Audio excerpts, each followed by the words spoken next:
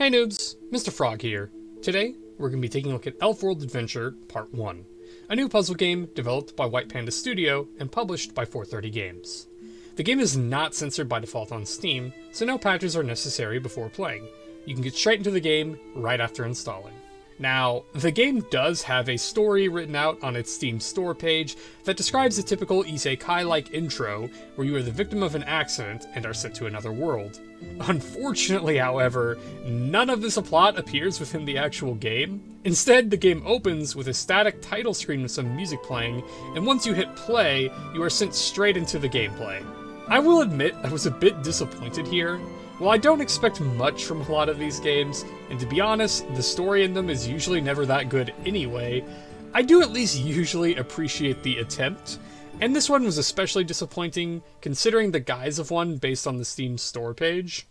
Regardless though, once you get into the gameplay portion, it is quite fun. It's admittedly very reminiscent of gameplay from all of those ads for free-to-play mobile games that you see on most websites these days, but it does do a pretty good job for what it is.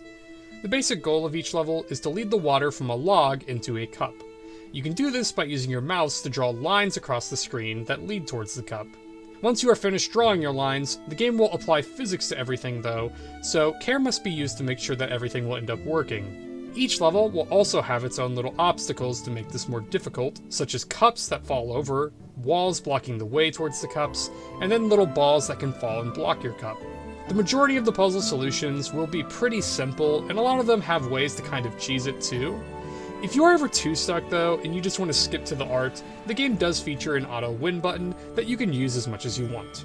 Now, I will say, I did find myself enjoying the gameplay a lot more than I originally thought I would. It's quite relaxing and peaceful to solve the simple little puzzles. It's nothing groundbreaking, and it definitely has a lot of room for improvement, but for the game's asking price of only $1, and for the high quality of the HC art it provides, it's definitely serviceable enough.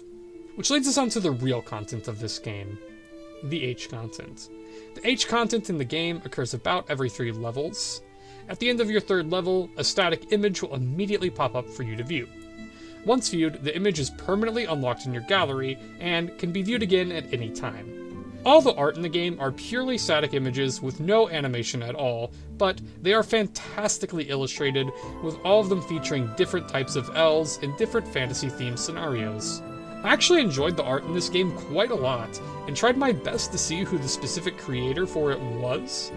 The best I was able to come up with is that the game has a button on the title screen called Social, and once you click it, it brings you to Own A Hole's Twitter page, who I assume is the artist for the game, but I am not entirely sure. And that about sums up all the game has to offer.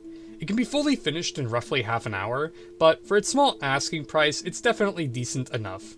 The gameplay is serviceable, but certainly nothing special, and definitely not anything I would go out of my way for.